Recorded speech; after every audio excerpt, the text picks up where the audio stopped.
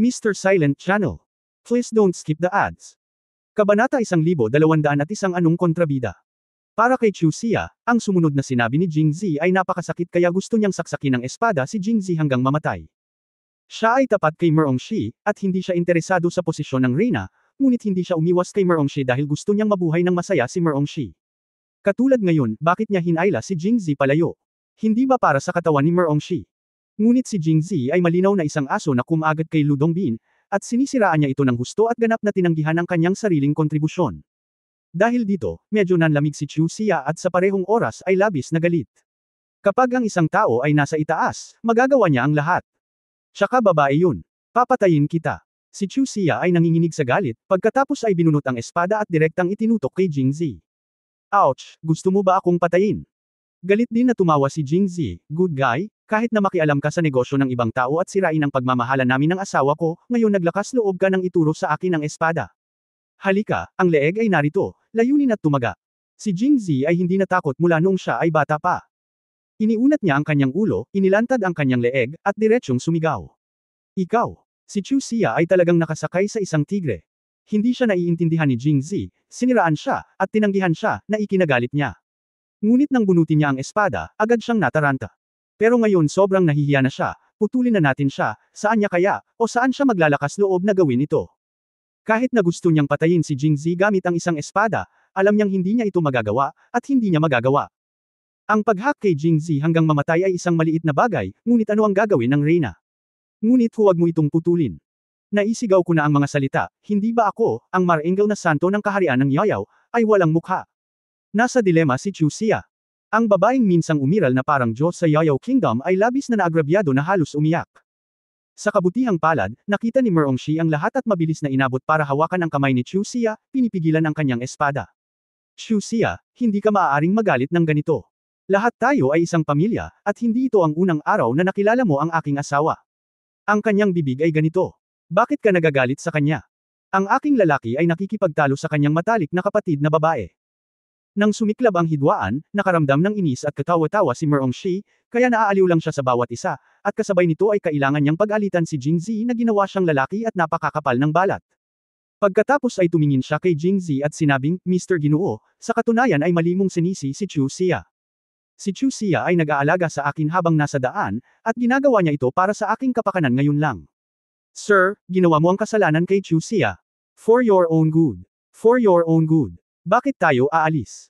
Hindi nasisiyahang sabi ni Jingzi. Tumawa ng pipi si Merongshi, nag-isip sandali, at sinabing, kapag nakita ako ng asawa mo sa pagkakataong ito, hindi mo ba naisip na may nagbago? Ano ang nagbago? Medyo natarante si Jingzi matapos itong marinig. Tuwang-tuwa siya nang makita niya si Merongshi ngayon, at pagkatapos ay niyakap niya si Merongshi sa kanyang mga bisig ng walang oras upang mag-obserba ng mabuti. Matapos marinig ang kanyang sinabi, tiningnan ito ni Jingzi ng mabuti. Not to mention, sa isang tingin lang, natuklasan ni Jingzi na ang orihinal na Merongshi ay may katangi-tangi at marangal na buhok sa kanyang ulo, light makeup sa kanyang mukha, mapuputing pisngi, at mapupulang labi. Kahit hindi siya magsalita, ang tingin niya lang sa mga mata ay nagdudulot ng kamahalan. Kung tutuusin, siya ang Reyna, at mayroon siyang sariling aura. Pero ngayon, hindi nakatali ang buhok ni Merongshi, nakatali lang ng mahabang hairpin casual, at nagkalat ang itim na buhok sa balikat, at sumalubong sa mukha niya ang amoy ng kapitbahay. Ang orihinal na Merongshi ay nagsuot ng light makeup, ngunit ngayon ay wala na siyang makeup, walang pula sa kanyang labi, at walang pulbo sa kanyang mukha. Pero ang kakaiba ay ito, wala man lang siyang makeup pero may pamumula sa mukha. Ang mga labi ay malarosas din, at sa masusing pagsisiyasat, natuklasan ni Jingzi na tumaba si Merongshi. Hindi man masyadong halata, halatang mas maraming laman ang mukha niya kaysa kanina, at hindi na kasing matalas at kahanga-hanga ang mga mata niya, ngunit mas malumanay. Tumango si Jingzi at nagsabi, nakikita ko ito. Mukha namang masaya si Merongshi, pero medyo kakaiba, nakita ba talaga niya ito? Kaya bakit hindi siya nasasabik? Kaya't nagtanong siya sa mahinang boses, aking asawa, nakikita mo ba kung saan ako nagbago? Pagkatapos ay sinabi ni Jingzi ng totoo, ang orihinal na Zir, kahit na tumayo siya dito ng walang sabi-sabi, ipapakita pa rin niya ang kanyang talas, na parabang nakatayo siya sa malamig na panahon sa mataas na lugar na iyon. Ang maliwanag na buwan ay nakakatakot sa mga tao na lumapit sa kanya, ngunit ngayon si Zir ay mas malumanay at ginagawang gusto ng mga tao na mapalapit sa kanya, tulad ng ang kapatid na babae sa tabi ng bahay. Ngumisi si Merongshi, hindi alam. Dapat ka bang umiyak o tumawa? Paft. Si Chuxia, nagalit pa rin ngayon, ay talagang natuwa sa mga salita ni Jingzi. Pinandilatan siya ni Jingzi nang hindi nasisiyahan at sinabing, sabi ko may mga tao, maaari ba silang maging mas malay? Kapag galit ka, magalit ka lang. Nakikinig ka pa rin sa akin at tumatawa. Mayroon ka bang gulugod? Mukha ni Chu Xia agad na napawi ang ngiti sa kanyang mukha, at pagkaraan ng ilang sandali, galit niyang sinabi, natatawa ako dahil may mga taong masama ang paningin. Paano naman ang panganay na kapatid na babae sa tabi? Nakita mo na ba na ganito ang hitsura ng tiyan ng panganay na kapatid sa tabi? Merong matapos marinig ito, sinampal ni Shi si Chu Xia nang hindi nasisiyahan, ang kanyang mga galaw ay napakabanayad at medyo nahihiya. Tiyan. Sa oras na ito, ang mga mata ni Jingzi ay nagsimulang lumipat pababa, sa tiyan ni Merong Shi, at pagkatapos ay tumirik ang kanyang mga mata. Ngayon lang niya naisip na medyo tumaba ang mukha ni Merong Shi, pero ngayon niya napagtanto na hindi lang mataba ang mukha nito. At may tiyan. Bagamat hindi siya masyadong mataba, kitang-kita ang kanyang bahagyang umbok na tiyan. Nang mapansin na gumagala ang mga mata ni Jingzi, sadyang itinulak ni Merong Shi ang kanyang tiyan, na ginawang mas halata ang impresyon. Ito ay, natigilan si Jingzi ng ilang segundo. Bigla niyang inangat ang ulo para tingnan si Merong Shi, puno ng gulat ang mga mata. Zir, ito. Humph, ngayon alam mo na kung bakit hindi kita hinayaang yakapin ang Reyna. Paano kung pisilin mo siya ng sobrang lakas? Nag-cross arm si Chu Xia at mayabang na sinabi. Kung hindi maintindihan ni Jingzi sa oras na ito, siya na talaga ang pinakamalaking tanga sa mundo. Lumalabas na si Chu Xia ay may mabuting hangarin, ngunit pagkatapos ng lahat, mali niyang sinisi ang iba. Kaya napangiti lang si Jingzi sa kanyang mukha at sinabing, Chu Xia, ako. Ha, hindi ko tinatanggap. Ang mapagmataas na enerhiya ni Chu Xia ay lumitaw, at nang makitang ang enerhiya ni Jingzi ay naabala niya, nakaramdam siya ng kaganhawahan sa lahat. Lahat ng kawalang katarungan at mga hinaing na ngayon ko lang naranasan ay tila inilabas sa sandaling ito. Huwag kang mag-alala, Chu Xia, hindi ko talaga maintindihan ang sitwasyon. Kung alam ko talaga ang sitwasyon, tiyak na hindi ako magkakaroon ng ganyang ugali sa iyo ngayon lang. Kaya ikaw, Master, huwag mong alalahanin ang kontrabida. Hindi ko tatanggapin. Pinandilatan ni Chu Xia si Jingzi, hindi ako nasa hustong gulang, ngunit isa kang tunay na kontrabida. Pagkatapos, sinabi iyon, lumakad si Chu Xia, iniwan si Jingzi na nakatayo doon, nakatulala. Kabanata 1202 ang laman at dugo ng pamilya Jing. Ibinuka ni Jingzi ang kanyang bibig at nagpatuloy sa pagsasalita sa hangin. Tila hindi talaga komportable na punahin, at sa wakas ay naunawaan na niya kung bakit paulit-ulit na nahimite si Bai Qingyuan noon. Pero hindi siya nagreklamo. Kung tutusin, una niyang ginawang mali si Chu Xia. Sa huling pagsusuri, dapat niyang pasalamatan siya ng maayos. Path. Isang bihirang pagkakataon na makita si Jingzi na deflated. Hindi na napigilan ni Merong Shi at humagalpak ng tawa. Nang makita ang mga mata ni Jingzi, tinakpan niya ang kanyang bibig, pagkatapos ay ipinikit ang kanyang mga mata sa crescent moons at sinabing, ang ugali ni Mr. Chu Xia ay. Kung gayon, huwag mo siyang sisihin. Hindi ko siya sinisisi. Tumango si Jingzi at sumulyap kay Merong Shi, sinisisi kita. Ha! Napatulala si Merong Shi. Nandito siya para hikayatin ang iba. Bakit mo inilabas ang apoy sa iyong sarili? Pagkatapos ay narinig kong sinabi ni Jingzi, buntis ka na ngayon, bakit lalabas ka pa? Lumabas ka na lang at tumakbo sa paligid. Sa tingin mo ba ay mali ka? Sa pagtingin sa seryosong tingin ni Jingzi, medyo naramdaman ni Merong Shi na hindi niya mapigil ang matawa, mali ako. Pero nag-aalala ako sa iyo. Ito ay tila ang pinakamahusay na mga salita ng pag-ibig. Matapos marinig ito, hindi napigilan ni Jingzi na yakapin si Merong Shi, ngunit sa pagkakataong ito ay napakabanayad ng kanyang mga galaw, lalo na hindi siya nang ahas na hawakan ang tiyan ni Merong Shi. Sinadya din niyang iniabot ang kamay at marahang hinaplos at inilibot ang nakaumbok na tiyan ni Merong Shi. Zir, bakit hindi siya gumagalaw? Path. Tumawa ulit si Merong Shi. Mula nang makilala si Jingzi, naramdaman niyang mas natawa siya sa maikling panahon na ito kaysa sa mga nakaraang buwan. Napakarami nila, iniisip na sa tabi niya lang ako mapapagaan at maging masaya. 3 buwan na lang, paano siya makakagalaw? Sa tingin mo ba may dala siyang halimaw sa tiyan niya? Bago pa makasagot si Merong Shi, si Liu Jinghong, na natapos nang makipag-usap kay Luli at sa iba pa, ay naglakad na pabalik at galit na inatake si Jingzi. Ikalimang kapatid, huwag magsalita ng walang kaparirikan. Matapos marinig ni Luli ang sinabi ni Liu Jinghong, agad nilang ipinahayag ni Pi Yongxi ang kanilang kawalang kasiyahan. Inilabas ni Liu Jinghong ang kanyang dila at naging tapat. Si Jingzi ay tumingin sa gilid, natataranta, at naisip, ito ay talagang isang bagay na bumababa sa isa pa, ang ikalimang kapatid na babae, na hindi natatakot sa anumang bagay, ay walang pinagkaiba sa kanya sa harap ng panganay na babae, napaka-komportable. Ngunit wala siyang kahihiyang tumawa sa iba, dahil tila wala siyang pinagkaiba sa harap ng 7 kapatid na babae kaysa kay Liu Jinghong sa harap ni Luli. Zir, ito ang panganay na kapatid na babae, ito ang pang-4 na kapatid na babae. Unang ipinakilala ni Jingzi si Merongshi, at pagkatapos ay ipinakilala kina Luli at Peiyangxi, ang panganay na kapatid na babae, ang pang-apat na kapatid na babae, ito ay si Zier. Ang panganay na kapatid na babae, ang pang-apat na kapatid na babae. Sinabi ni Merongshi Luoluo na napakasaya niya sa sandaling ito. Dinadala niya ang anak ni Jingzi sa kanyang tiyan. Si Jingzi ay ligtas at maayos na ngayon, at ipinakilala rin niya siya sa kanyang mga kapatid na babae, na nagpapakita na nagmamalasakit siya sa kanya. Nawala ang pagkabalisa na naramdaman niya bago pumunta sa Angwo, at nagsisimula na siyang sumanib sa buhay ni Jingzi. Ang sarap talaga ng pakiramdam na ito. Parehong lumapit sina Luli at Peiyangxi, at pagkatapos ay kinuha ng isa sa kanila ang isang kamay ni Merongshi at sinabing, "Salamat sa iyong pagsusumikap. Kung maglakas loob siyang ay bully ka sa hinaharap, sabihin mo lang sa amin." Sa isang pangungusap, napaluha si Merongshi. "Huwag kang umiyak, hindi ito mabuti para sa bata." Nagmamadaling sabi ni Peiyangxi nang makitang tumulo ang luha ni Merongshi. Sinabi rin ni Luli, "Oo, marami kaming kapatid na babae. Posible bang maiiyak ka sa tuwing makikita mo ang isa sa kanila? Kung gayon, lalo pang iiyak ang bata kapag ipinanganak siya." Pagkatapos sabihin ni Luli, Merongshi oo naman, tumigil siya sa pagiyak at halos mapatawa siya.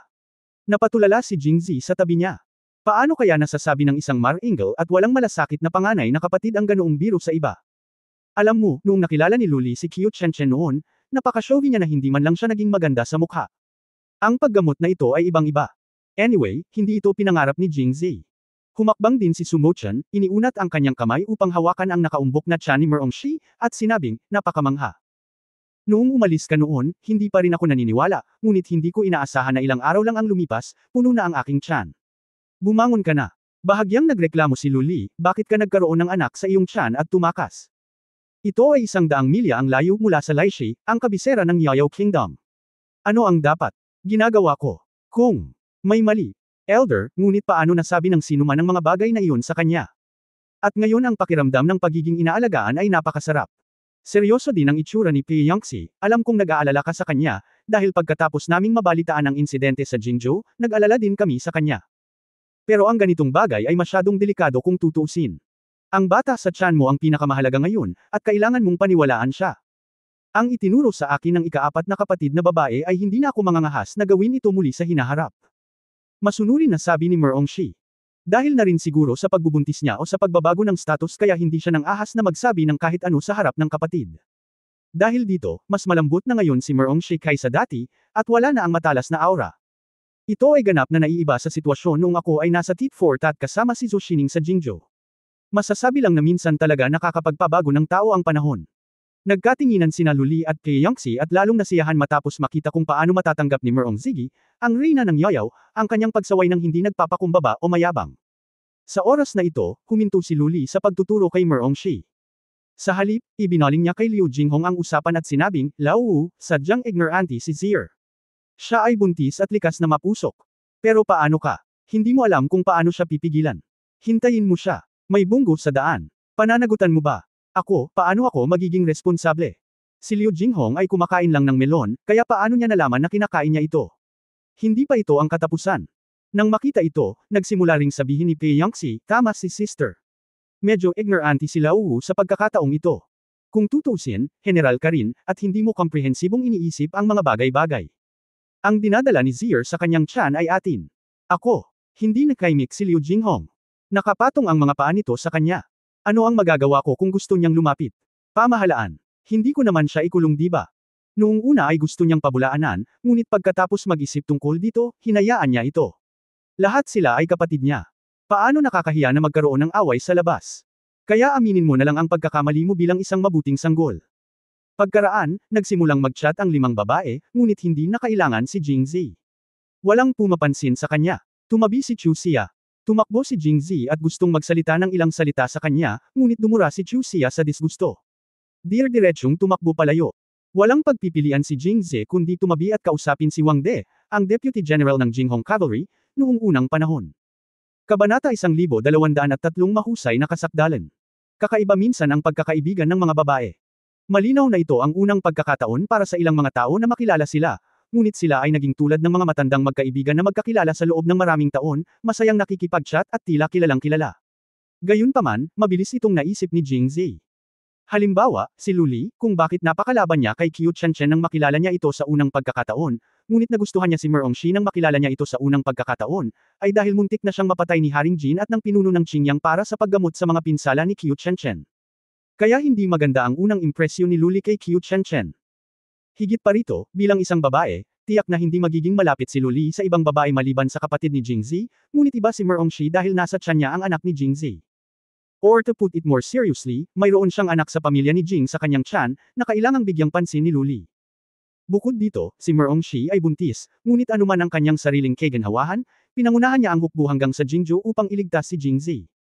Ito ang ganitong uri ng espirito ay higit pa sa paghahambing ng mga ordinaryong tao. Batay sa dalawang puntong ito, nakita ni Luli ang infatuation at malalim na pagmamahal ni Merongshi para kay Jingzi, kaya naman naging malapit ito sa kanya. Dahil sa hitsura ni Jingzi, hindi gaanong mahalaga na pumunta sa Jingzhou para iligtas ang emergency. Bilang karagdagan, ang mga nangungunang opisyal sa magkabilang panig ng Jinghong Iron Cavalry at Yayao Army ay nag-uusap. Ang mga sundalo na nasa kalsada ng maraming araw sa wakas ay nagkaroon ng pagkakataong makapagpahinga. Pagkatapos bumaba, nag-set up ng kampo, naghahanda para magpahinga at magluto, mas maganda ang kapaligiran kaysa manalo sa isang labanan. Sa oras na ito, natapos din ni Jingzi ang pakikipag-chat kay Wang De. Pagbalik niya, nakita niya ang ilang babae na nag-uusap tungkol sa mga bagay-bagay sa Jingzhou. Medyo nag-aalala pa rin si Merongshi at nagtanong, dahil ang hari ng Jin at ang pinuno ng Qingyang ay Grandmasters na ngayon, mahirap harapin sila ng mag-isa, at mayroon ding Western Xinjiang Heavy Cavalry Regiment, paano tayo makakapaghiganti? Sa katunayan, nag-aalala pa rin siya kay Jingzi, dahil alam niyang tiyak na maghihiganti si Jingzi, ngunit napakapanganib nito, at hindi siya mapalagay. Humakbang pasulong si Jingzi, marahang tinapik ang balikat ni Merongshi upang ipahayag ang kal-iwan, at pagkatapos ay nagsabi, Mo Chen, hindi mo ba sinabi na kaya kung talunin silang dalawa ng mag-isa nang hindi nahahanap ang Panginoon? Sabihin mo sa akin kaagad. Kaya nga, nang si Sumo Chen ay nagsasalita tungkol sa pangunahing punto, lumitaw sina Liu Jinghong at Merongshi at pinutol sila. Sinulyapan siya ni Sumo Chen at sinabing, tulad ng sinabi ko ngayon, sa katunayan, ang mga Grandmaster ay nahahati din sa mga antas, tulad ni Haring Jin at Punong Qingyang. Maaaring nasa tuktok na sila ng mga Grandmaster, at dapat ay nasa unang yugto ka, kaya natural na hindi ka nila kalaban, ngunit ikaw paano kung makalusot ka sa kaharian ng Master? Mayroon ba talagang isang kaharian sa itaas ng Master? Narinig na ni Jingzi na binanggit ito noon pa, ngunit hindi niya inisip iyon dahil akala niya ay gawa-gawa lang ang lahat. Sa bagay, galing siya sa time travel. Gaya ng sinabi ko, ang rurok ng martial arts ay isang Master, at ang pinakamalakas na tao na nakita mo ay Master din. Paano magkakaroon ng kaharian sa kabila ng Panginoon? Tumango si Sumo Chen at nagsabi, meron nga. Kaya't nagpatuloy siya, narinig ko rin kay Master. 10 taon na ang nakalilipas, nakilala niya ang isang matandang ermitanyo sa isang malalim na kagubatan sa bundok. Nararamdaman niya ito ang matanda ay napakalakas, ngunit hindi niya maramdaman ang kanyang kaharian. Nagulat si Jingzi dahil alam niyang ang matandang gamot na batang lalaki 10 taon na ang nakalipas ay pumasok sa kaharian ng isang Master, ngunit hindi niya maramdaman ang ermitanyo. Dahil sa paglilinang ng matanda, gaano ba dapat kalakas ang kabilang partido? Mamaya, inatake ng Master ang matanda, ngunit sa kanyang pagtataka, hindi man lang siya nakagalaw sa kanyang mga kamay. Ngayon hindi lang si Jingzi, kundi pati sina Luli at Pei Yangxi ay natigilan. Kung ang Grandmaster ay hindi makaligtas sa isang galaw, siya pa ba ay tao sa kabilang panig?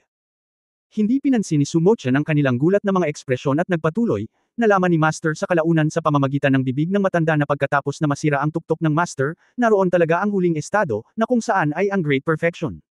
Great Perfection. Ilang tao ang mahinang nagbulungan. Tumango si Sumo Chen at nagpatuloy, oo, ayon sa kanyang sinabi, alam ng lahat na nagsasanay ng martial arts na ang dulo ng martial arts ay ang Master, na tinatawag na Little Perfection. Ngunit alam ng lahat na pagkatapos ng Little Perfection, nandyan ang Great Perfection. Kaya lang pagkatapos magsanay ng martial arts, mahirap para sa isang tao na maabot ang dakilang Master sa kanyang buhay, hindi maabot ang estado ng isang Master. Nakilala siya ng nagkataon, hindi niya malalaman ang tungkol sa pagkakaroon ng dakilang kasakdalan. Pagkatapos, nagkwento si Sumo Chen ng maraming pag-uusap sa pagitan ng matandang medicine boy at ng matandang lalaki ng Zogchen. Alam lang ng mundo na ang maharlikang pamilya ng Yayao ay may elixir na maaaring gawing immortal ang mga tao, ngunit hindi nila alam na ito pala talaga ang nakarating sa kaharian ng Zogchen. Sa wakas, maaari ka ring mabuhay magpakailanman. Siyempre, ang immortalidad na ito ay hindi nangangahulugan na maaari kang mabuhay hanggang sa pagtanda sa loob ng 10,000 taon, ngunit maaari ka pa ring mabuhay ng daan-daang taon. Hanggat naabot mo ang Great Perfection, ang rate ng pagtanda ng iyong katawan ay magiging mas mabagal at mas mabagal. Upang makamit ang kawalang kamatayan, ito ay talagang inaantala lamang ang pagtanda. Matapos marinig ito, hinanggad pa rin ni Jingzi ang ganitong uri ng kaharian ng Zogchen. Kung may Zogchen, isang galaw lang ang kailangan para harapin si Haring Jin at ang pinuno ng Qingyang, at malamang na matutulala sila. Sa oras na ito, nagtanong si Luli, nagtanong ba ang iyong Panginoon kung gaano katagal na abot ng matanda ang dakilang kasakdalan? 3 Jiezi. Nagtanong muli si Jingzi, pagkatapos ay naabot niya ang Grandmaster. Ilang taon ang inabot para makumplito ang proseso. Ang isang Jiezi ay higit pa, parang 10 taon pa. Pagkasabi nito ay tumahimik ang paligid. Ang isang Jiezi ay tumatagal ng 60 taon, at 3 Jiezi ay tumatagal ng 180 taon. Kinailangan ng matanda ng 70 taon upang maabot ang estado ng isang master, at pagkatapos ay tumagal ng higit sa 100 taon upang maabot ang great perfection. Sa kabutihang palad, ang maliit na kasakdalan ay kayang gawing mabuhay ang maraming tao sa loob ng 100 taon, kung hindi, sino ang makakaligtas? Mapait na ngumiti si Jingzi at sinabing, masyadong mahirap iyan, di ba? Kung maghihintay ako hanggang sa maabot ko ang dakilang kasakdalan bago mag-higanti, natatakot ako na si Haring Jin at ang punong Qingyang ay patay na noon. Hindi mo akalain na magagawa ko ito sa loob lamang ng ilang araw na makamit ang dakilang katuparan, tama ba? Masyadong imposible iyon. Ang kalaban ay namatay sa katandaan, kaya bakit maghihiganti? Sinabi ni Su Mochen, ibang mga tao lang yan, pero iba ka. Noong nakilala kita kalahating taon na ang nakalipas, wala kang alam na martial arts. Pero ngayon, naging master ka na, at mayroon kang what's impossible. Tumawa si Luli pagkatapos marinig ito. Pakiramdam niya ay ang kagandahan ay nasa mata ng tumitingin. Gaano man kalakas si Jingzi, hindi niya makakamit ang naabot ng matanda sa loob ng ilang araw. Bar! Isa pa, ang matandang ito ay isang likas na nilalang. Otherwise, after all these years, bakit ngayon ko lang siya nakitang Zogchen? Kaya't sinabi ni Luli, Mo Chen, lahat ay sabik sa paghihiganti, ngunit ang pagmamadali ay gumagawa ng aksaya sa mga bagay tulad ng pagsasanay sa martial arts. Lalo na kapag mas malayo ka, mas mahirap itong makalusot. Bilang karagdagan sa lakas, kailangan mo ring bigyang pansin ang kapalaran at pagkakataon. Kahit na si Zier ay makapangyarihan, ngunit ang pagtawid sa Zogchen sa loob ng ilang araw ay mag-isip pa rin ng iba. Kabanata 1204 na gagawin ko.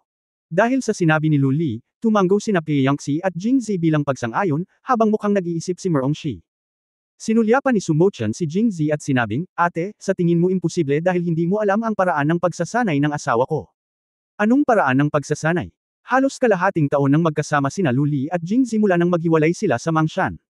Hindi ko pa siya nakikita, ngunit marami akong narinig na kwento tungkol kay Jingzi, pati na rin ang katotohanan na nakuha niya ang pinuno ng martial arts. I am actually very curious kung paano niya alam ang martial arts at kung paano niya naabot ang ganoong kataas na level. Ang kanyang paraan ng pagsasanay ay bulong ni Su Mochen sa tenga ni Luli. Bagamat tila alam ng ilang babaeng naruroon ang paraan ng pagsasanay ni Jingzi maliban kay Luli, dahil ang pamamaraan ng pagsasanay ni Jingzi ay kakaiba, nahihiya si Su Mochen na sabihin sa kanya ng harapan. Oo naman, pagkatapos makinig sa mga salita ni Su Mochen, nakita ni Jingzi na medyo namumula ang mukha ni Luli. Nilinggan niya ang kanyang ulo at sinulyapan si Jingzi. Nang makita niyang nakatingin din si Jingzi sa kanya, agad niyang ibinalik ang kanyang ulo. Sa oras na ito, nagpatuloy si Su Mochen, nakapag-practice siya hanggang ngayon sa pamamagitan lamang ng pag-inom ng jujube pills. Ngunit naaalala ko na noong huling pagkakataon noong nasa Jingxi kami, binigyan ka ni Master ng 5 pinahusay na bersyon ng jujube pills. Hindi. Tumanggo si Jingzi, at pagkatapos ay nagsabi, ngunit 4 na pildores na lang ang natitira. Noong nasa Jingxi ako, binigyan ko si third sister ng isang tableta noong siya ay nasugatan. Bueno, maaari akong magpatutuo tungkol dito. Sinabi ni Pei Yangxi, nandoon ako noong panahong iyon. Ang ikatlong kapatid na babae ay orihinal na malubhang nasugatan. Ngunit pagkatapos uminom ng pinahusay na bersyon ng jujube pill na ito, hindi lamang nito napagaling ang mga litid ng ikatlong kapatid na babae, ngunit direktang nagdulot din ng pagtawid sa bigat ng ikatlong kapatid na babae. Tagumpay, na umabot sa ika-6 na antas. Si Zier ay nakapasok din mula sa unang antas ng ika-6 na antas hanggang sa tunay na antas ng ika-6 na antas. Bagamat sinasabi ni Pei Yangxi ang mga katotohanan, palaging nararamdaman ni Jingzi na maasim ang kanyang mga salita. Sinisisi mo ba siya sa pagtataboy sa kanya noong gabing iyon at pagkatapos ay kinuha si Qingqiu sa ilalim ng kanyang ilong? Iba ang focus ni Luli, bakit? Nandoon ka noong nagsasanay silang dalawa. Hindi. Paano ito posible? Ibig kong sabihin, na, sinasama ko ang pangatlong kapatid na babae, ngunit niloko niya ako. At pagkatapos ay nagtago sa bahay kasama ang ikatlong kapatid na babae at tahimik na nagsanay. Pagkasabi nito ay muling tumahimik ang eksena. Iyan, hindi yun ang punto. Mabilis na umubo si Jingzi ng 2 beses at mabilis na iniba ang paksa, ayon sa sinabi ni Mo Chen, nasa unang yugto pa lang ako ng isang Grandmaster. 3 antas pa lang ako ng lakas mula sa Great Consummation, at marami pa sa gitna. Mabigat ang hakbang, kahit ang pinahusay na bersyon ng pag-inom ng Jujube Pills ay hindi masyadong epektibo, tama ba? Mula sa unang yugto ng Grandmaster hanggang sa Great Perfection, kailangan pa rin ni Jingzi na makapasok sa gitnang yugto ng Grandmaster, pagkatapos ay ang Peak Grandmaster, at panghuli ang Great Perfection. 3 hakbang ang kailangan para makamit ang ganap na tagumpay. Layer, mahirap. Sinabi ni Sumochan, talagang mahirap. 3 tao, 3 pinahusay na Jujube na table task, na nangangahulugang kailangan ka ng lahat na makalusot sa isang antas ngunit, bilang karagdagan sa mga pinahusay na Jujube na table task, mayroon din kaming mayroon bang iba pang mga paraan upang mapabilis ang iyong tagumpay. Nang makita si Jingzi na umiling-iling, nagpatuloy si Sumochan, tingnan mo, wala na, tama. Kaya kung gusto mong mabilis na makamit ang Great Consummation, ito lang ang paraan. Pagkatapos sabihin ito ni Sumochan, muling tumahimik ang eksena, dahil lahat ay hindi tanga at alam na, subukan mo. Sa katunayan, sina Sumochan mismo, Luli at Pei Yangtze ang gustong makipagkompetensya kay Jingzi sa pisikal. Siyempre, pwedeng silang 3 lang. Kung tutuusin, si Merong Shi man o si Liu Jinghong, nakipagtalik na sila ni Jingzi, lalo na si Merong Shi, na ngayon ay buntis na. Si Jingzi, sa kabilang banda, ay labis na nasa sabik. Bagamat hindi pa nagkaroon ng relasyon sina Sumochan at Pei Yangtze, mangyayari ito sa madaling panahon. Medyo nasa sabik lang si Jingzi, pero paano naman si Luli? Tungkol kay Luli, si Jingzi ay may taksil na puso ngunit hindi katapangan. Kahit na magkita silang muli sa pagkakataong ito, walang maisip na magandang solusyon si Jingzi. Kaya ngayong may paraan para direktang laktawan ang proseso at dumiretso sa layunin, paano hindi masasabik si Jingzi? Ngunit sinabi pa rin niya, Mo Chen, ito ay parang hindi maganda, tama. Hindi maganda. Bakit hindi maganda? Mo Chen asked back, I will be your woman sooner or later, so this kind of thing will happen sooner or later. Mangyayari ito. Hindi ko ibinigay sa iyo noon dahil gusto kong hintayin ang aktwal na araw ng kasal, dahil isa akong prinsesa pagkatapos ng lahat. Kahit na wala akong pakialam, ang aking ama ay may pakialam. Ngunit ngayon na ang aking ama ay wala na, ang iba ay wala na ako, ang iba ay wala na akong pakialam. Gawin mo. Ang pahayag ni Sumochan ay hindi masasagot. Lihim na ibinuka ni Jingzi ang kanyang mga labi sa gilid, at agad na naunawaan ni Sumochan. Asked, hindi naman papayag si fourth sister, right? Hindi ba siya gusto ng fourth sister? Agad na umiling si Pei Yangtze, sino ang nagsabing ayaw ko? Sa katunayan, kami ni Zier ay halos. Ngayon na mayroon kaming ganoong pagkakataon, ayoko nang bitawan. Anyway, ito ang mga babae ni Jingzi, at walang hindi kayang bitawan ni Pei Yangtze, kaya diretsyo niyang sinabi. Pagkatapos niyang magsalita, biglang dumating ang pressure kay Luli, at tumingin ang lahat. Muling namula ang mukha ni Luli at yumuko. Ate, ikaw naman. Ako. Medyo nag-alinlangan si Luli, dahil paano siya magkakaroon ng lakas ng loob na magsabi ng ilang bagay. Bagamat matagal na silang magkasama ni Jingzi, sa oras na iyon, binubugbog niya ito tuwing 3 araw, at mas natatakot si Jingzi sa kanya. Kahit na may nangyari sa kanilang dalawa, dapat sa hinaharap. Ngayon direkta, na, hindi ba ito ay masyadong bigla? Mukhang ayaw ng panganay na kapatid na babae. Biglang naintindihan ni Sumochan at sinabing, well, kami lang ng pang-apat na kapatid na babae ang sasama sa iyo sa pag-ensayo. Kahit na hindi natin maabot ang estado ng Zubchan, wala tayong magagawa. Tutal, tayong dalawa lang. Kung lalaban tayo sa kanilang dalawa, pakisuyong pansinin ang iyong kaligtasan. Hindi ko sinabing ayaw ko. Matalino pa rin si Sumochan, at agad na nataranta si Luli sa pahayag na ito. Si Luli ay mayroon ding napakakomplikadong damdamin para kay Jingzi, ngunit maaaring masyadong maaga para sabihin ang pag-ibig, ngunit hindi niya tinanggihan ang damdamin ni Jingzi. Sa katunayan, ang puntong ito lamang ay lubhang mahalaga.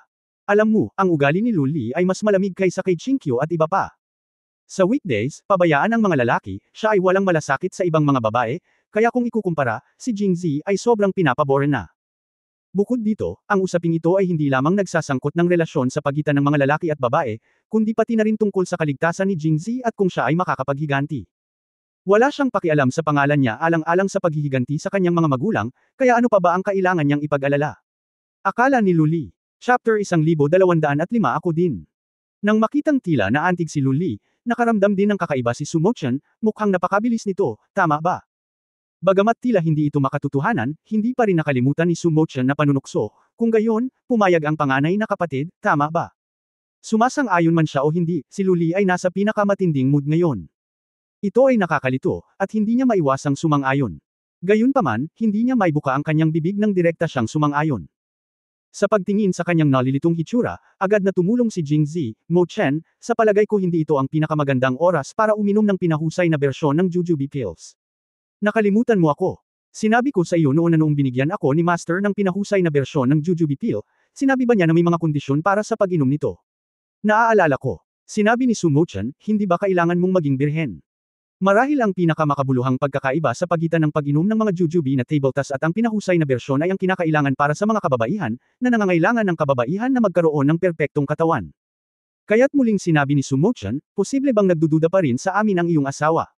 Hayaan mo akong magpaliwanag ng maaga, birhen ako. Dapat virgin din ako. Agad ding sinabi ni Pi Yangxi, habang hindi nakakalimutang bigyan ng blankong tingin si Jingzi, nalilito kung hindi, nagdududa ka pa rin sa akin. Ako rin. Mabilis na nag-react si Luli sa pagkakataong ito. Bagamat nakakahiya ang ganitong bagay, kailangan niyang sabihin ito, kung hindi ay iisipin ng iba na siya ay karaniwang hindi maingat.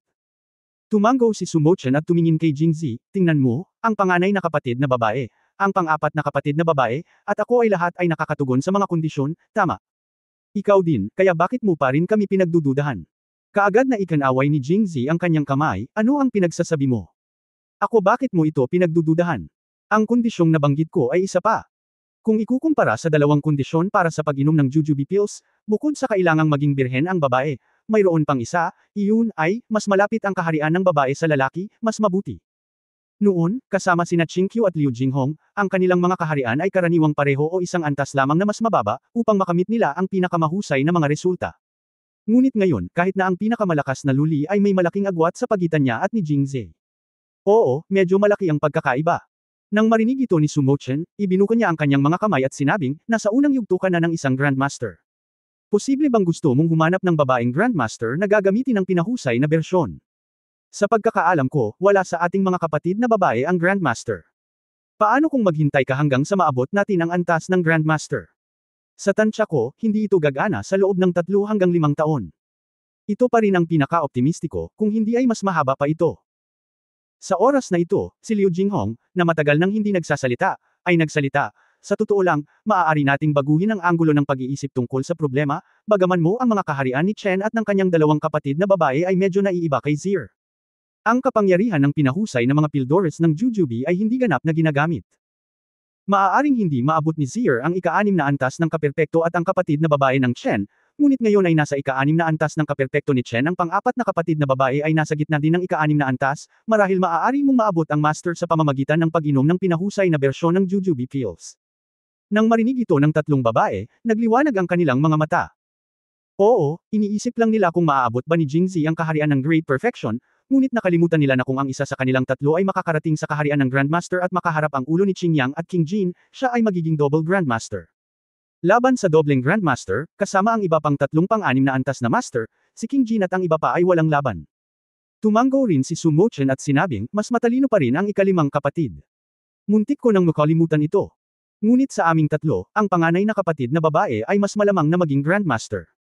Ang iba ay tumango rin, pagkatapos ng lahat, naabot na ni Luli ang ika-6 na antas ng tuktok, isang pinto lamang ang layo mula sa Grandmaster.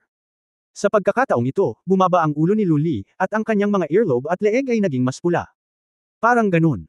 May kailangang mangyari sa pagitan niya at ni Jingzi. Si Jingzi, sa kabilang banda, ay seryoso ang mukha, na para bang may iniisip siya, ngunit may iniisip na siya. Sobrang saya ko. Pagkatapos ng ilang talakayan, karaniwang natukoy na si Jingzi ay magsasanay kasama sina Luli, Pi Yangxi at Sumo-chan. Saan ka nagpa-practice? Pinigilan ni Liu Jinghong ang ngiti sa kanyang mga mata. Palagi niyang nararamdaman na si Jingzi ang pinakamasaya sa sandaling ito, ngunit wala siyang magawa sa mukha nito. Masyadong nakakatawa ang itsurang iyon. Hindi ka pwedeng nasa labas, tama. Sa oras na ito, medyo malayo na kami sa Roshow, at paunti-unti na ang kakahuyan. Mayroong ilang mga damuhan sa magkabilang gilid ng kalsada, at walang masyadong masisilungan. Ang pagsasanay dito ay isang tunay na ligaw na laro. Ano ang iniisip mo? Iniunat ni Pi Yangxi ang kanyang kamay at marahang sinampal si Liu Jinghong, medyo namula rin ang kanyang mukha. Bagamat inasam din niya ang huling sandali kasama si Jingzi, kung tutusin, may 2 pang babae dito, at nahihiya siya sa pag-iisip lamang tungkol dito. Hindi matatanggap ni Pi Yangxi ang isang bagay na napakahiya noong una, kapwa pisikal at psikolohikal, kung ito ay gagawin sa damuhan na walang masisilungan sa sikat ng araw. Ngumiti din si Sumo-chan at sinabing, Fifth Sister, imposible talagang gawin sa labas.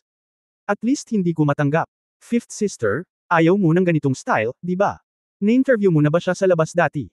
Si Liu Jinghong ay orihinal na nanunukso sa iba, ngunit bigla siyang tinukso ni Pi Yangxi, na nagdulot ng malaking kaguluhan sa isang iglap. Okay, Mo Chen, ang lakas ng loob mong asarin si Fifth Sister ngayon. Tingnan natin kung ililibre ka ni Fifth Sister. Pagkatapos, nagsimulang tumawa at naghabulan sina Su Mo Chen at Liu Jinghong, anuman ang kanilang pagkakakilanlan. Bagamat hindi marinig ng mga kabalyerya ng Jinghong ang kanilang pinag-uusapan, labis silang nalungkot nang makita silang dalawa, ang isa ay isang prinsesa at ang isa ay kanilang general, na naghahabulan ng ganito.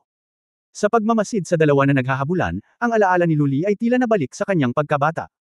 Noong panahong iyon, nasa pamilya pa rin siya ni Jing at hindi pa nagpapakita si Prince Jin. Habang iniisip niya iyon ay namumula ang kanyang mga mata. Sa oras na ito, nagtanong si Merongshi, saan tayo pupunta? Paano ang tungkol sa aking karwahe? Alam ni Merongshi ang paraan ng pagsasanay ni Jingzi at mas malinaw pa ang tungkol sa lakas ni Jingzi. Bukod dito, sa pagkakataong ito si Jingzi ay hindi nagsasanay ng isa-isa, ngunit isa sa tatlo. Maaari mong isipin kung gaano katindi ito. Kaya't idinagdag niya, bagaman malakas ang aking karwahe. Natatakot ako na hindi ito makakatagal kung gusto mong magsanay ng magkasama. Pagkatapos sabihin ito, napahiya sina Luli at Pei Yangxi na hindi nila alam kung ano ang sasabihin, at tumigil sa pag-aaway sina Liu Jinghong at Su Mo Chen. Bumalik si Liu Jinghong na humihingal at sinabing, tiyak na hindi ito gagana sa karwahe, at may mga tao saan man dito. Talagang hindi maganda. Kung gayon, saan sa tingin ng Fifth Sister ito ay angkop? Nag-isip sandali si Liu Jinghong at direktang sinabi, pumunta tayo sa Roshao City. Roshao. Natigilan sandali si Merongshi matapos itong marinig.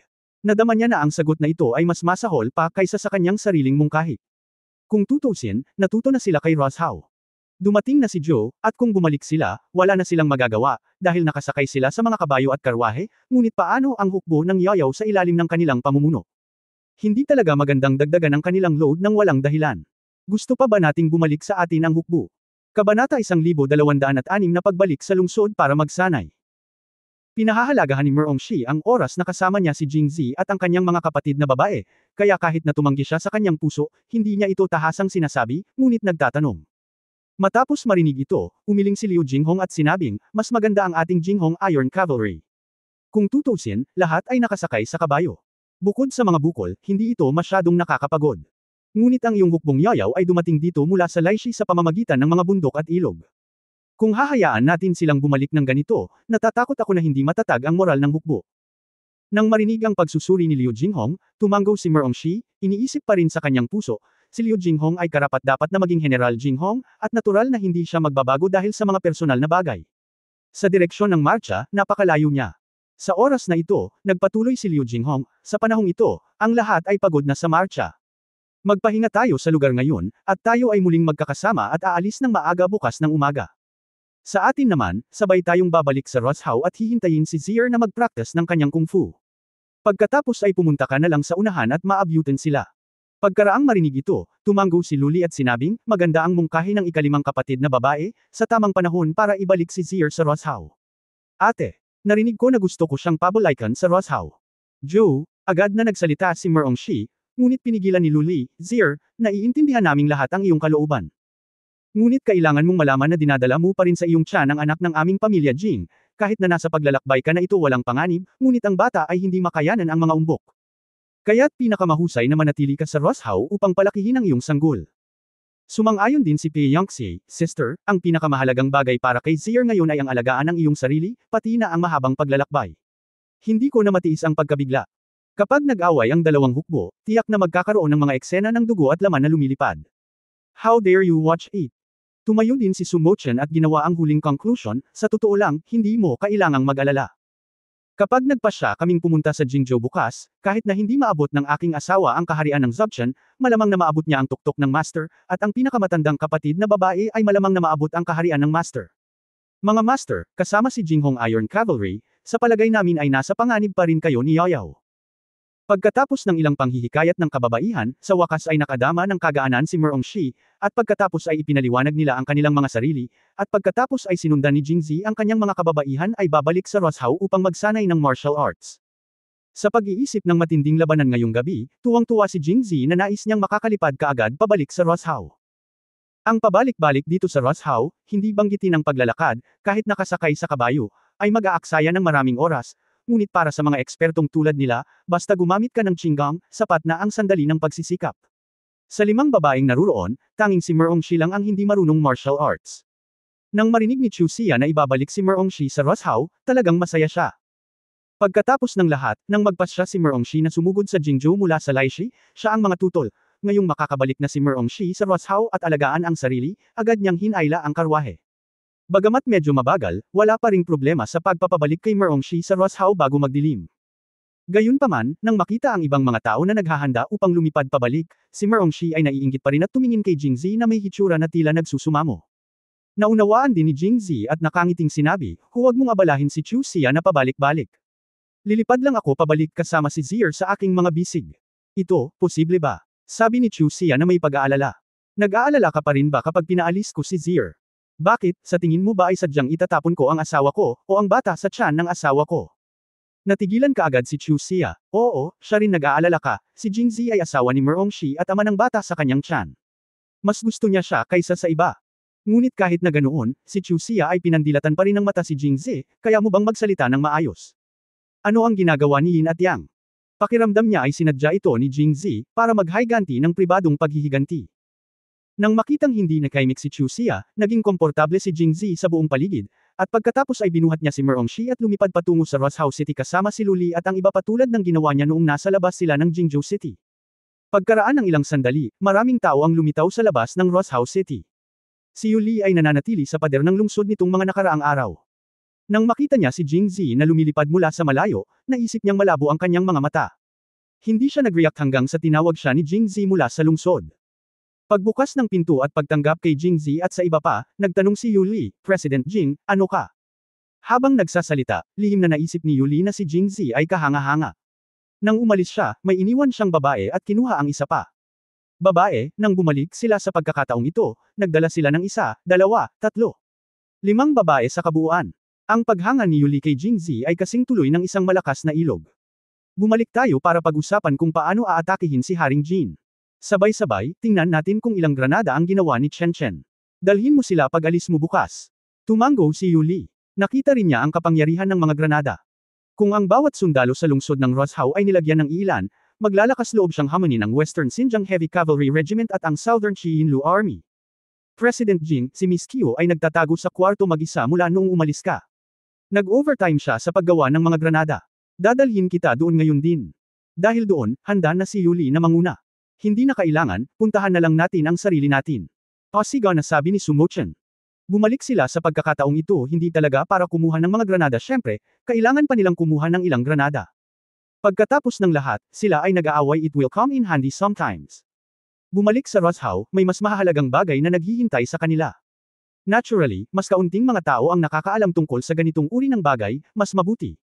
Ano ang silbi ng hayaang sumunod si Yuli?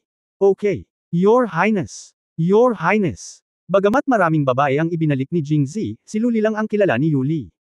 Sinulyapan lang niya ang ibang babae at hindi na naglakas loob na tumingin pa. Nang marinig niyang nagsalita si Sumo Chen, itinaas niya ang kanyang ulo upang tumingin, at agad na nabigla nang makita niya ito. Nakilala ko ang Her Royal Highness the Princess. Si Yuli ay ang gobernador ng Roshao, at ang kanyang kapatid ay ang tagapagtanggol ng bansa sa lugar, kaya madalas siyang pumunta sa Beijing at nakilala si Sumo Chen.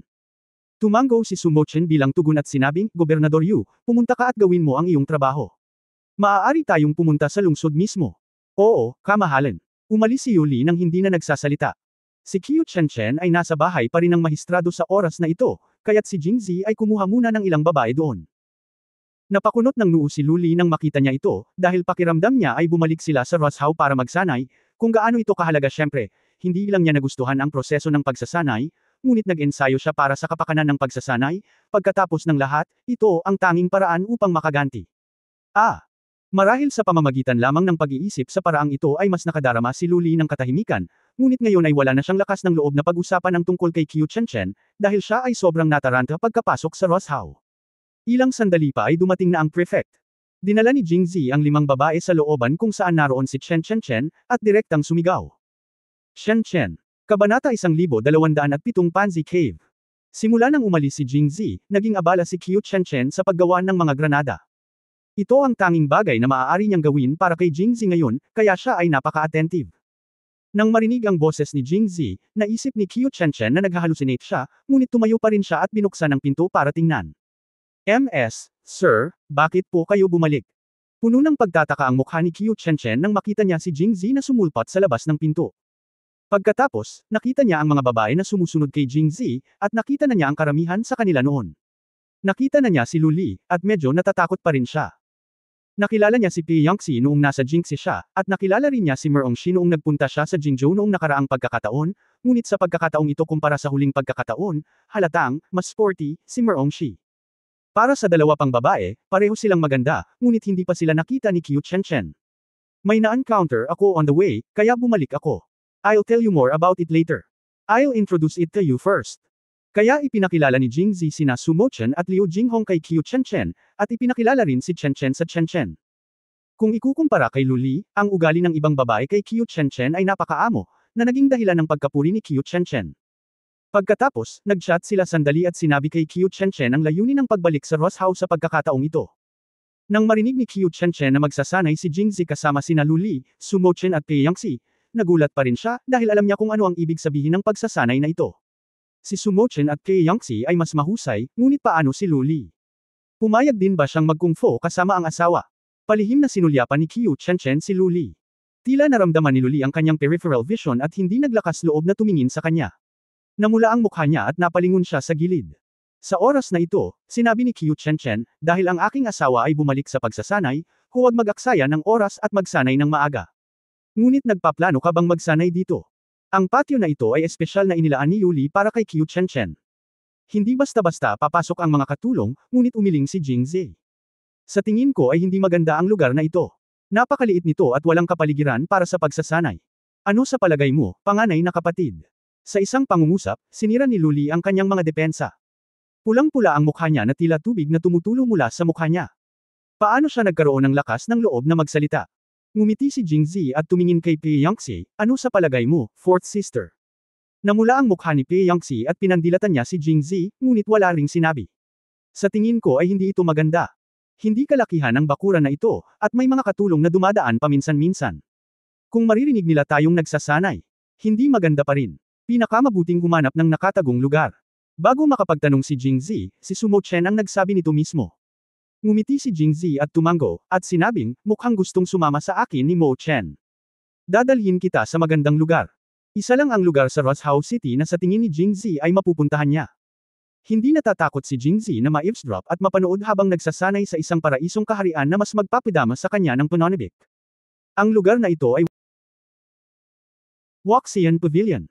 Ang Wuxian Pavilion ay teritoryo ni Mu Qingren. Bilang tao ni Mu Qingren, si Jingzi ay katumbas ng kanyang teritoryo. Lubos din siyang ginagalang ng mga alagad sa pavilion. Ang lugar na ito ay hindi lamang nakatago, ngunit ligtas din. Kahit na may mangyari sa labas, walang maglalakas loob na pumunta sa Wuxian Pavilion, isa sa 4 na pangunahing sekta, para magdulot ng gulo.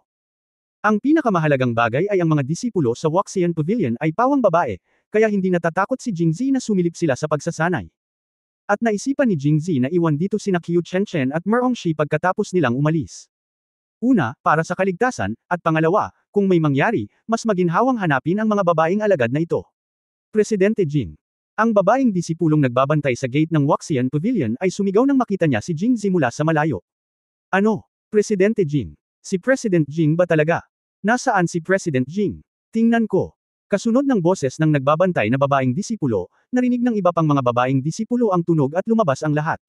Sa katunayan, ito ay madaling maunawaan. Katulad ng mga lalaking matagal nang nasa hukbo at tumitingin sa mga shows na may mesla na katangian, ang mga disipulo sa Wuxian Pavilion ay pawang mga babaeng kamag-anak at bihirang magkaroon ng pagkakataon na makakita ng mga lalaki tuwing weekday. At si Jingzi ay gwapo at nagkaroon ng hindi maihihiwalay na relasyon sa kanilang pavilion master at senior sister. Ang mga babaeng disipulong ito ay may magandang impresyon kay Jingzi at itinuring siyang miyembro ng Wuxian Pavilion. Binati ni Jingzi ang mga batang disipulong ito ng Wuxian Pavilion nang may parehong sigasig. Paminsan-minsan, naaalala pa rin niya ang mga pangalan ng ilang magagandang babaeng disipulo, na magpapabulalat sa kanila sa isang iglap. Napapaligiran ng mga patong-patong na tao. Para sa mga babaeng disipulong ito, nais ni Jingzi na maging sikat, makapangyarihan, mayaman, maganda, mahusay magsalita, at may akses sa hukuman at sa mundo. Sa paningin nila, hindi ba ito ang pinakaperpektong tao sa mundo? Template ng mga lalaki. Nang dumating si Jingzi noon, karaniwang sinamahan siya ni Mu Qing at Wang Yingqiu. Ang mga babaeng disipulong ito ay napakasama ng isip ngunit hindi matapang na hindi man lang sila ng ahas na magsabi ng anuman kay Jingzi.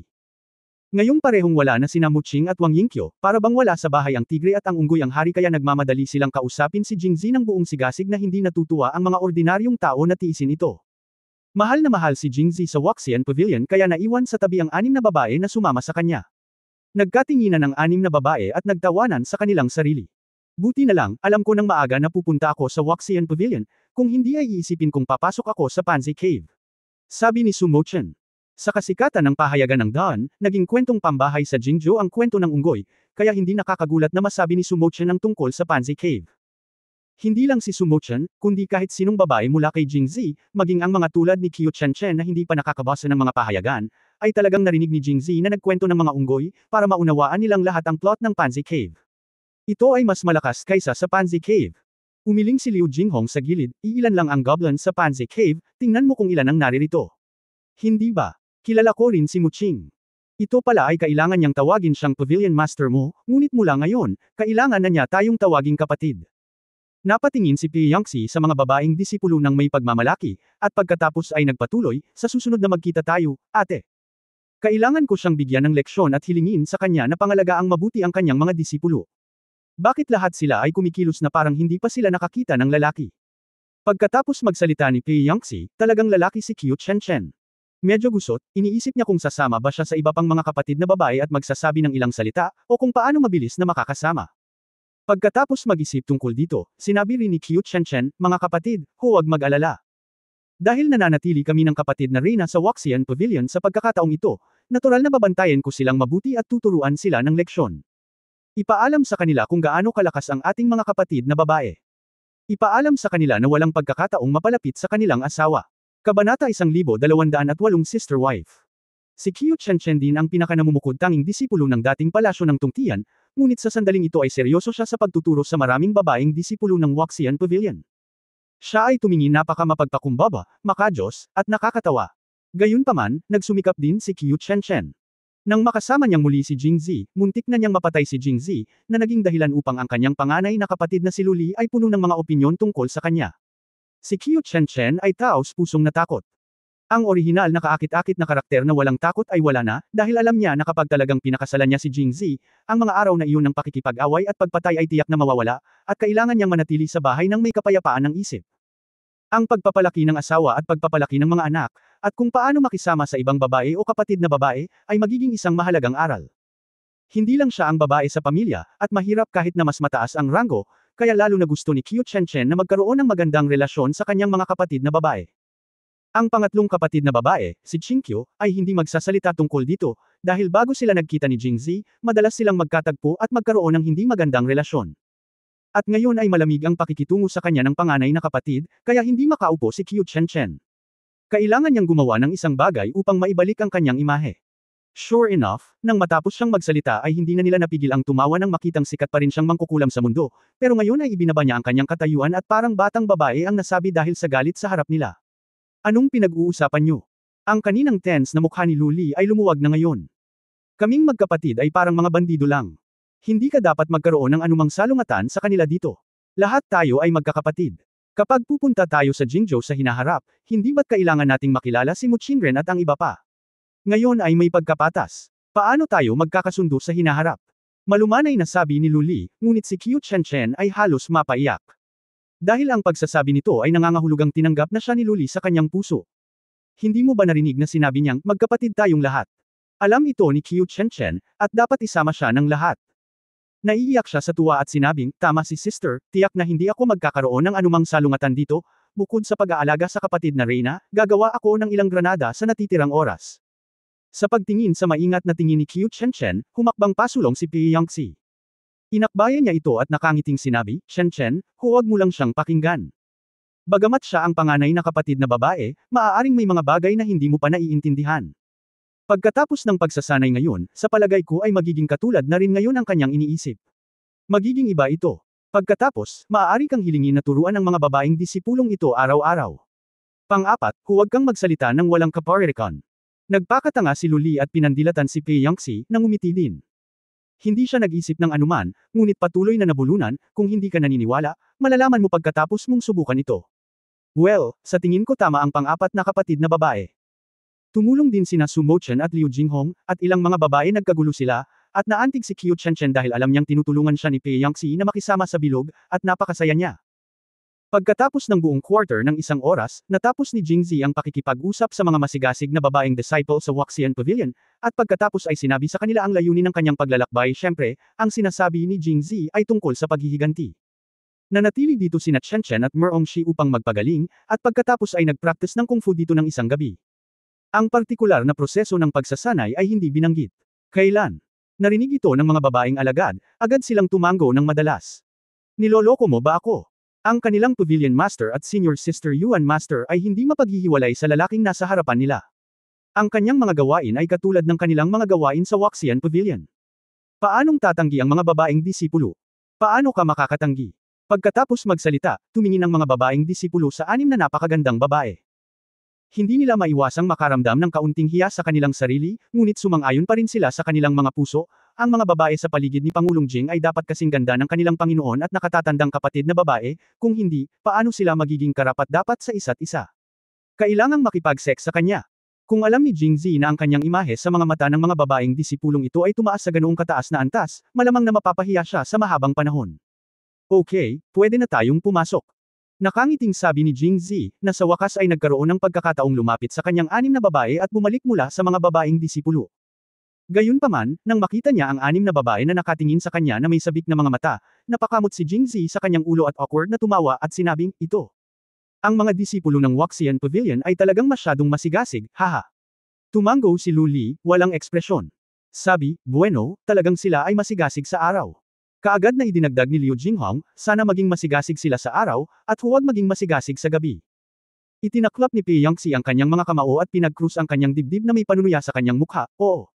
Siguro kung sila ay masigasig nang pumunta ka rito, o kung sila ay mas masigasig. Agad na napahiya si Jingzi matapos itong marinig. Huwag mo akong intindihin. Pumunta ako dito kasama sina Qing Ren at Ying Qiu, kaya wala talaga ang inaalala mo. Nagmamadaling paliwanag ni Jingzi.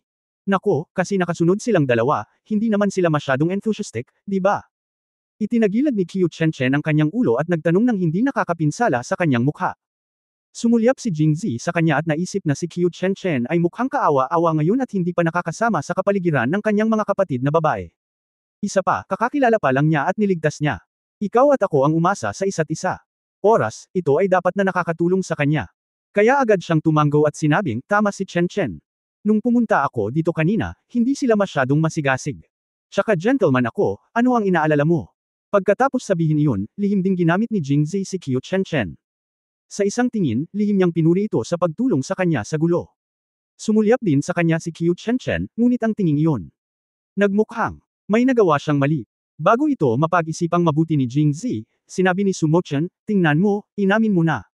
Noong narito ang kanilang Panginoon noon, hindi sila gaanong masigasig. Ngayong wala na ang kanilang Panginoon, ang mga babaeng disipulong ito ay mas masigasig kaysa sa iba, at hindi na sila makapaghintay na lumaban. Pareho ka ng kinakain, ano ang iniisip nila? Haha, ano na naman ang naiisip mo? Siyempre isip babae yan. Ibinuka ni Jingzi ang kanyang bibig, pagkatapos ay lumingon kay Qiu Chen. Medyo namumula ang mukha ni Qiu Chen, at ibinaba niya ang kanyang ulo, hindi nang ahas na tumingin kay Jingzi. Mabuting tao, akala ko tinutulungan niya ako, ngunit sinadya niyang akitin ako sa isang bitag. Siya ay talagang mabuting babae. Gayunpaman, tila napakabilis na isinama ni Qiu Chen sa pangkalahatang kapaligiran. Sa murang edad na ito, naging isa na siya sa kanyang mga kapatid na babae, at ginagamit din niya ang kanyang sarili upang ipakita ang kanyang katapatan. Sa pag-iisip nito, hindi alam ni Jing Chen Tetsuya kung dapat ba siyang umiyak o tumawa. Mga ate at babae, masyado kayong nag-iisip. Nakangiting sinabi ni Jingzi, paano kung tatanggalin ko ang aking damit ngayong gabi at ipakikita sa iyo kung gaano ako ka-innocent? Kabanata 1209 na walang putol na koneksyon. Ang orihinal na tensyonado na kapaligiran ay tensyonado, ngunit sa sandaling lumabas ang mga maruruming biro ni Jingzi, ilang kababaihan ang agad na sinira ang kanilang mga depensa. Ba, sinong gustong makakita nito? Tama, makapal ang balat niya. Hindi naman sa makapal ang balat niya, sadyang walang hiya siya. Si Lu Li, Pei Yangxi at Liu Jinghong ay namula at nagmura ng isa-isa. Tama ang panganay na kapatid na babae. Tama ang pang-apat na kapatid na babae. Well, tama ang ikalimang kapatid na babae. Lahat ng tatlong kapatid na babae ay nagsabi nito, at sina Su Mochen, Qiu Chen at Merongshi ay hindi dapat magpatalo. Siyempre, hindi nila sinisisi si Jingzi, kumilos lang sila bilang munting tagasunod para sa tatlong magkakapatid. Nang makita ito ni Jingzi, tinawag niya itong mabuting tao. 6 na babae na yata ang kinakaharap niya ngayon. Kapag magkasama sila sa hinaharap, hindi niya kayang harapin ang higit sa 100 babae. Kung iisipin, para akong si Alexander, ngunit bakit ako ay nasa sabik at nananabik para dito? Kaya hindi ito sineryoso ni Jingzi at sinabing, mga kapatid, lahat ay nakatingin sa amin. Maging matapang, maging matapang. Ito ang pangalawang beses na tinawag si Jingzi na, kapatid at babae, maging si Lu Li o Qiu Chenchen, sa harap ng ibang tunay na kapatid o tunay na babae ni Jingzi, medyo nahihiya pa rin siya. Gayunpaman, labis akong nasisiyahan sa aking puso, dahil ipinakita nito na nakilala sila ni Jingzi at ang kanilang katayuan sa harap ng kanyang kapatid na babae at ng kanyang babae. Nawala agad ang galit ng lahat ng babae at masayang ngumiti, hindi tulad ng mga nagseselos kanina. Iba talaga ang lasa. Pagkatapos, sa ilalim ng gabay ng mga babaeng disipulo, lumipat sila sa wing room sa likod ng bundok ng Waxian Pavilion. Sinalubong ng mga babaeng disipulong ito ang kanilang pagdating at nag-ayos ng isang silid sa pakpak para sa bawat isa sa kanila. Para naman kay Jingzi, direktang pinahintulutan siyang tumira sa wing room kung saan nakatira noon si Wang Yingqiu. Alam ng lahat ng mga disipulo ang relasyon ni Jingzi at Wang Yingqiu, kaya walang masama kung hayaan siyang tumira doon. Napakayaman pa rin ng pagkain na binigay ng Waxian Pavilion. Matagal na ring naglakbay si Jingzi at ang 6 na babae at gutom na rin sila kaya't kumain silang lahat at masarap ang pagkain. Lalo na sina Lu Li, Kay Yangxi at Sumo Chen, dahil kailangan nilang mag-ensayo sa gabi, at kailangan ng mahabang oras para magsanay ng makita, ang mas may karanasan na sina Qiu Chenchen, Liu Jinghong at Merong Shi ay nagkakaisa na nagpaalala sa kanila na kumain ng higit pa, kung hindi, sila ay ganap na hindi ko na ito kakayanin. Pagkatapos nilang kumain, niligpit ng mga babaeng disipulo ang mga pinggan, isinara ang pinto, at umalis. Agad namang tumahimik ang kwarto. Lumingon sa kaliwat kanan ng 3 babaeng hindi nagsasanay ng kung fu. Ang 3 babae na magsasanay na sana ng kung fu kasama si Jingzi ay ibinaba ang kanilang mga ulo at pinisil ang kanilang mga kamay. Medyo gusot ang mga ekspresyon nila, pero mas marami sa kanila ang nahihiya. Sa oras na ito, ngumiti si Liu Jinghong at nagsabi, ngayong kumain na tayo, oras na ba para magnegosyo? Puno ng pangungutya ang kanyang tono, at mas bumaba ang 3 babaeng nakayuko. Si Jingzi ay palaging makapal ang balat, at hindi niya alam kung bakit siya nahihiya, lalo na kapag iniisip niya kung paano niya malalabanan ang isa laban sa 3 mamaya. Kasama rin dito ang kanyang panganay na kapatid na si Lu Li, na hindi niya kailanman pananggahasang isipin noon. Siya ay nasa sobrang excited na estado. Buti na lang at malakas na ang kontrol ko ngayon, kung hindi ay tatayo ang kapatid at sumaludo. Oo, oras na para magnegosyo. Pinunasan ni Jingzi ang kanyang mga kamay at tumingin sa 3 korderong kakatayin. Nagtanong si Merong Shi, ngunit saan mag-practice? Hindi ito maaaring sa mga silid na ito, di ba? Naglakad si Qiu Chenchen patungo sa kama, pagkatapos ay ipinatong ang kanyang kamay sa bedboard at pinindot ito, at sinabing, nandyan lahat ng ito sa Waxian Pavilion. Mga babaeng disipulo, noong orihinal na ginawa ang mga kama na ito, lahat sila ay inihanda para sa mga babae. Ang mga bedboard ay napakanipis, kaya hindi problema ang matulog ng 1 o 2 tao, ngunit kung matutulog man sila ay 4 na tao, hindi kaya kung sila ay 4 na tao. Ang 3 babae ay nagtanong ng medyo nakabubuo na mga tanong bilang mga taong nakaranas ng sitwasyon, at tinawag sila ni Jingzi na propesyonal. Tayong, nasa sarili nating, kwarto. Unang nagsalita si Lu Li, pagkatapos ay ibinaba ang kanyang ulo. Sa katunayan, pumayag siyang magsanay dahil gusto talaga niyang si Jingzi o ang kanyang sarili ay makalusot at makapaghiganti, at maaari rin itong mabawasan ang panganib na makaharap ni Jingzi si King Jin. Ngunit ang pagsasanay sa Qigong ay nangangahulugan ng pagkawala ng kanyang pagkabirhen. Bagamat hindi siya tumutol sa taong ibinigay sa kanya, at medyo gamaan ang pakiramdam, ito ay isang napakahiyang bagay kung tutuusin, kaya ayaw ni Lu Li na makita ng iba maliban sa kanya at ni Jingzi ang kanyang hubad na katawan. Sa isang banda, kaya ko ito iminungkahi. Sa sandaling matapos siyang magsalita, agad siyang nakatanggap ng pag-aproba mula kina Sumo Chen at Pei Yangxi. Oo, sa sarili nilang kwarto lang. Kung 2 tao lang, dapat kayanin ng bedboard. Si Lu Li ay mahiyain, kaya bakit hindi sina Sumo Chen at Pei Yangxi, na mga walang karanasan din? Ngunit ang kanilang panukala ay agad na sinalubong ng matinding pagsalungat mula sa iba pang 3 kababaihan, at mula sa isang propesyonal na pananaw. Talagang hindi isang tao lang. Isa itong pagsasanay. Sa pamamagitan lamang ng sama-samang pagsasanay mapapabuti natin ang ating antas sa pinakamalawak na lawak. Oo, isang gabi ka lang. Kung magkahiwalay kayo ng practice, who knows if it will waste time. Kaya ang pinakamahusay na paraan ay ang pagsasanay ng magkasama, dahil walang mga tagalabas. Tumingin si Jingzi kina Liu Jinghong, Merong Shi at Qiu Chenchen na may matinding damdamin, at naisip na ito ang kanyang babae. Nagsalita pa siya para sa sarili niyang interes. Sa kanila dito, bakit siya mag-aalala? Kaya bago tumutol si Luli at ang iba pa, agad na sinabi ni Jingzi, tama ang ikalimang kapatid na babae at ang iba pa. Kung hiwalay tayong magsasanay sa pagsasanay, ito ay talagang magtatagal, at hindi magiging maganda ang epekto. Sabi nung tatlo pang babae. Sa kabutihang palad, ang sinabi ni Jingzi ay tila sinusubukan niyang gumawa ng gulo. Agad na hinala ni Luli at ng iba pang tatlong babae na ang kanyang motibo ay hindi malinis at malamig na tinitigan siya. Medyo napahiya din si Jingzi at nakangiting sinabi, Ate, bakit ganito ang tingin mo sa akin? Ginagawa ko itong lahat para sa pagsasanay, para sa tagumpay, para sa paghihiganti. Pagkatapos sabihin iyon, si Jingzi ay may matuwid na tingin sa kanyang mukha. Gustong makipag-usap muli ni Luli, ngunit pagkatapos ay sinabi ni Sumo-chan, sa totoo lang, ayaw kong magsanay ng magkasama. Ngunit tama ang aking asawa. Ang pagsasanay ay nangangailangan ng pagpapatuloy, lalo na sa pinahusay na bersyon ng jujube pills na ito. Ang asawa ko ay orihinal na nag-practice kasama ang isa sa amin hanggang sa pinakamataas na tagumpay. Kung tumakbo siya sa bawat silid, maaaring nalampasan niya ang tuktok na ito. Matapos marinig iyon ni Jingzi, kailangan niyang tingnan si Su sa kritikal na sandali. Kay Mo Chen. Gaya ng inaasahan, kapag nagsimula ang gawaing paghihimagsik mula sa loob, naging mas madali ito. Si Luli, na matyaga pa rin, ay medyo nag-alinlangan matapos marinig ang mga salita ni Su Mo Chen. Mu Chen, nagsasabi ka ba ng totoo? Tanong ni Luli sa mahinang boses, kailangan mo ba tayong tatlo? Magkasama. Seryosong tumango si Su Mo Chen, oo, panganay na kapatid na babae. Sa katunayan, ako rin ang nauuna nakakahiya. Ngunit makakamit nating tatlo ang walang tigil na pagsasama. Sa pamamagitan ng sama-samang nagsasanay. Siguro magiging perpekto siya pagkatapos ng pagsasanay. Kabanata 1210 Pagsasanay sa Hot Spring. Matapos marinig ang sinabi ni Sumo-chan, natigilan si Jingzi. Anong Diyos? Gayunpaman, sa ilalim ng panghihikayat ni Sumo-chan, sa wakas ay tumigil si Luli sa pagtutol, lahat ito ay para sa pagsasanay ng martial arts.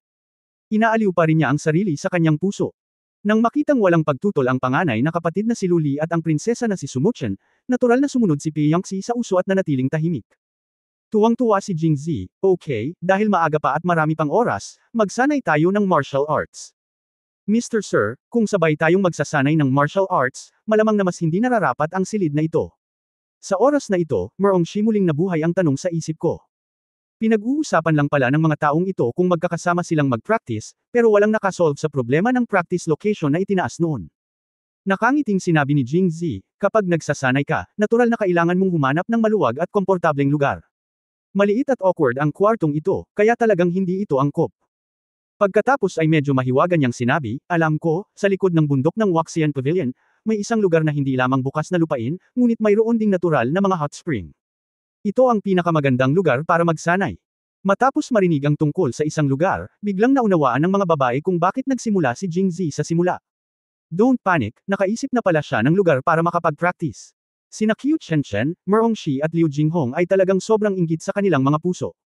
Nanatili lang si Jingzi sa Roshow nang wala pang isang araw, at gusto rin niyang samantalahin ang oras na ito para makasama si Luli at ang iba pa. Kahit na gusto mong mag-practice ng kung fu at mapalapit sa kanya, wala kang pagkakataon. Ang pagbababad sa mga mainit na bukal sa araw na ito ay nakadama ng labis na kahanga-hanga sa pag-iisip lamang tungkol dito, ngunit nakakalungkot na wala silang pagkakataon. Kaya napatingin ako kay Luli at sa iba pa na may inggit. Napaka-pamilyar mo sa lugar na ito. Alam mo pa ang tungkol sa mga hot spring. Tiyak na nagsaya ka doon noon pa. Maasim na sabi ni Sumo-chan matapos itong marinig. Tumawa si Jingzi, anong nagmamadali? Tiyak na hindi lang ako ang magiging masaya. Isasama ko si Mo Chen para maging masaya mamaya. Ikaw. Namula si Sumo-chan at sinabi ang mga maruruming biro na ito. Hindi pa siya nakakalabas ng court. Paano magiging karibal ng isang gangster ang panganay na babae na may dilaw na bulaklak? Sinadya ito ni Jingzi. Pagkatapos niyang sabihin ito, ang ibang mga babae ay hindi na nang ahas na magtanong tulad ni Sumo-chan, dahil natatakot sila na si Jingzi ay sumagot muli sa ganoong kalokohang paraan, at hindi nila ito matiis. Kaya ang susunod na hakbang ay pumunta sa mga hot spring. Nag-isip sandali si Luli at Bam-ulong, Zir. Malayo ba ang hot spring na ito sa Waxian Pavilion? Naisip ni Jingzi na natatakot si Luli na napakalayo ng lugar, kaya ngumiti siya at sinabing, Ate, huwag kang mag-alala, ang lugar na iyon ay nasa Waxian Pavilion.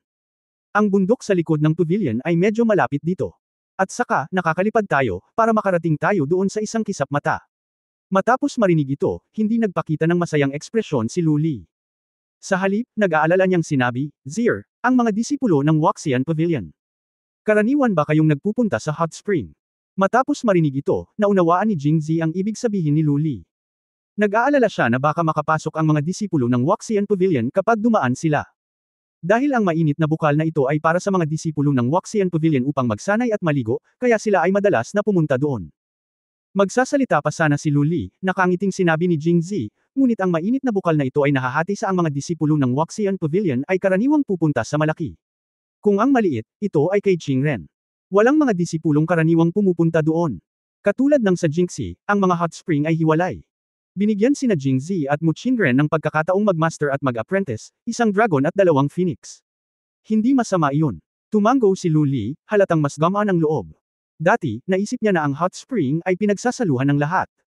Kung ito ang kaso, gusto niyang sabihin ni Jingzi sa mga babaeng disipulo na huwag pumunta sa hot spring ngayon, kung hindi ay mabangga sila.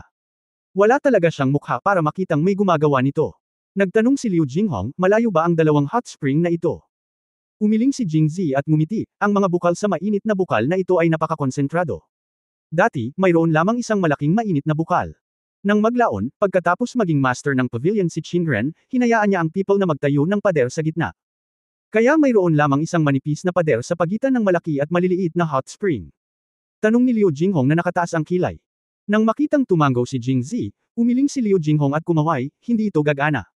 Hindi alam ni Su Mochen kung bakit at sinabing, ikalimang kapatid, bakit hindi mo magawa? Kahit magkahiwalay ang malaki at maliit na hot spring, sobrang lapit nila. Sabihin sa mga babaeng disipulo na huwag silang pabayaan sa mga hot spring.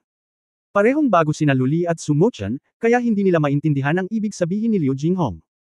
Napangiti si Liu Jinghong nang makita niya ito at sinabing, Mochen, talagang ayaw mong malaman ng mga tagalabas ang tungkol sa iyong pagsasanay, di ba? Tumango si Su Mochen, natural iyon.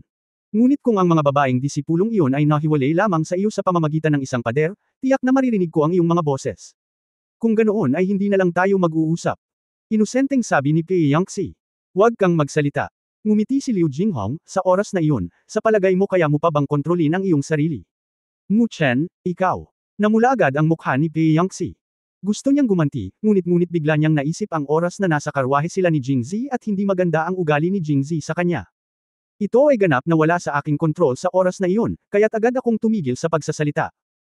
Nang makita ito, malamang na naunawaan ni Lu Li ang ibig sabihin ni Liu Jinghong, at sinabi kay Jingzi, Zir, sundin mo lang ang sinabi ng iyong ikalimang kapatid na babae, bakit hindi mo sabihin ng maaga sa mga disipulo ng Waxian Pavilion, o sabihin lang. Hiramin natin ang kanilang mga hot spring sa isang araw at hilingin sa kanila na huwag pumunta doon ngayon. Tumango si Jingzi at sinabing, walang problema iyon. Sasabihin ko sa kanila na gagamitin natin ang mga hot spring mamaya. Hindi tayo. Agad siyang itinuro ni Lu Li, sabihin mo sa kanila na ang mga hot spring ang gusto naming gamitin, hindi ikaw. Saglit na natigilan si Jingzi, pagkatapos ay naintindihan kaagad. Hindi dahil sa biglang tumigil si Lu Li sa pagpunta sa hot spring, ngunit sinabi niya sa mga babaeng disipulo na hindi siya pupunta sa hot spring. Kung hindi, kung alam ito ng mga babaeng disipulo, ano ang kanilang gagawin? Kaya't nakangiting sinabi ni Jingzi, huwag kang mag-alala, panganay na kapatid, sasabihin ko sa kanila ngayon. Mag-impake ka na rin ng iyong mga damit, at pagbalik ko, pupunta tayo sa mga hot spring para magsanay. Pagkasabi noon ay tumakbo na siya palabas, naiwan ang isang grupo ng mga pulang tao. Nanatili sa kinatatayuan niya ang babaeng may tampuhang mukha. End of this chapter. For more updates, click on the notification bell.